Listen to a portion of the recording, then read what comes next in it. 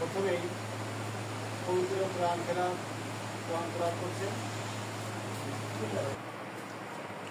أعوذ بالله من الشيطان الرجيم بسم الله الرحمن الرحيم ياسين والقرآن الحكيم إنك لمن المرسلين على صراط مستقيم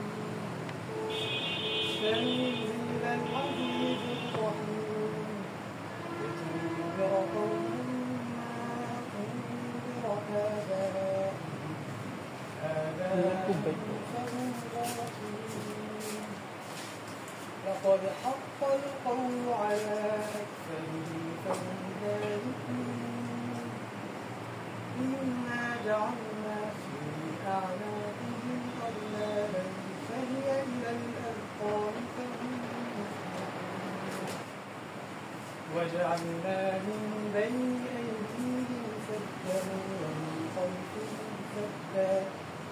ومن خلفهم سدا فأغشيناهم فهم لا يبصرون صدق الله العظيم।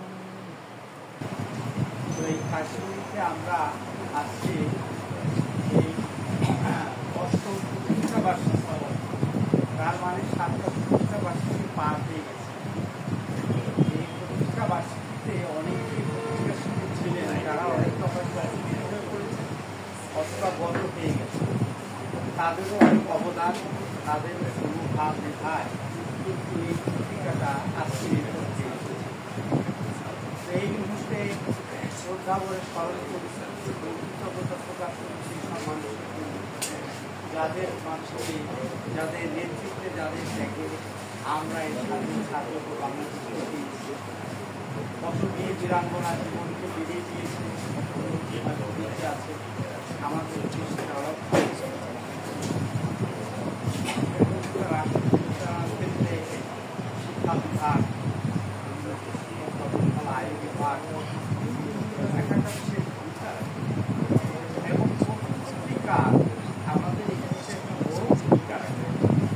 এবং একটা পত্রিকাতে যখন ইনফরমেশন আসে, তথ্য আসে বুক লেভেল থেকে, ধরেন আমাদের কাছে পাড়াগাছি আসে, উপস্থাপন করা, তার শব্দ চয়ন করা, জনদৃষ্টি আকর্ষণ করা, এর সেন্সিটিভিটি টেস্ট করা, যে এই শব্দটা, এই ভাষাটা বিশৃঙ্খলা সৃষ্টি করবে, এর চেয়ে আরো ভালো কি শব্দ দিয়ে সহজে বোধগম্য করা যায়, তার মানে তার তথ্য, এটার উপস্থাপনা, এটার শব্দ চয়ন, এটার বানান, প্রত্যেকটাকে পর্যায়ে ফিল্টারিং শব্দ আমরা পরিচিত, আমরা পানি ফিল্টার করে কিন্তু অভ্যস্ত। এই শুভ মহেন্দ্র ফলে দেশখণ্ড পত্রিকার অষ্টম প্রতিষ্ঠা বার্ষিকী কাশিয়ানী উপজেলার প্রতিনিধি সিনিয়র ছোট ভাই আমার নিয়ে অসংখ্য সুন্দর একটি মুহূর্ত কাশিয়ানী উপজেলার প্রাণকেন্দ্রে বাগিয়াপাড়া বড়াল সেতুর একদম সন্নিকটে জোড়া শিক্ষা প্রতিষ্ঠান রয়েছে, আর পার্শ্ববর্তী ঘেরা এই দস্তরখানা রেস্টুরেন্টে যে আয়োজন করেছে। আজকের এই মহতে কেক কাটা অনুষ্ঠানের বর্ষপূর্তি অনুষ্ঠানে শ্রদ্ধাভাজন একজন শিক্ষক এসেছেন, আমার শ্রদ্ধাভাজন অনেক ব্যক্তিত্ব রয়েছেন, বিশেষ করে কাশির পক্ষ থেকে কাশিতে যারা গণমাধ্যম হিসেবে পেশাদারিত্ব করে থাকেন, সংবাদ পরিবেশন করে থাকেন। আজকের এই দেশখণ্ড পত্রিকার সম্মানিত সম্পাদক মহোদয়কে ধন্যবাদ জ্ঞাপন করছি। তিনিও দেশের 64 জেলা তথা দেশের সমস্ত উপজেলায় প্রতিনিধি সাংবাদিকতা করার যে সুযোগ তিনি সেটি করে দিয়েছেন।